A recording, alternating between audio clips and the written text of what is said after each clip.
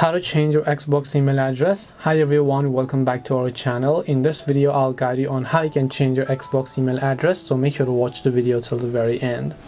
If you want to change your Xbox email address, just go to xbox.com and then you're going to be able to see this type of interface where what you need to do is just click on the profile icon that you can see from the top right hand side. Make sure that you're signed in and then just go to this option known as My Microsoft Account. Once you come to My Microsoft Account, you're going to be landed on this page where at the very top you'll find Your Info. Just make sure to click on the Your Info button here.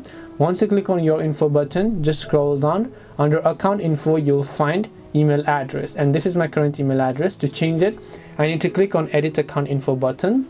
Once I've done that, on the next page what I basically need to do is I simply need to sign into my Microsoft account again, so it'll ask me to verify it. So go ahead and then do that. After that, you can simply choose to add a new email address that you would like to use in this case. Once you've added a new email address, your email address is going to get successfully changed on Xbox. This way you can change the Xbox email address. Hope this video was very helpful. If you have got any questions, then feel free to leave them down below. Thank you very much for watching till the end of this tutorial, and see you soon in the next video.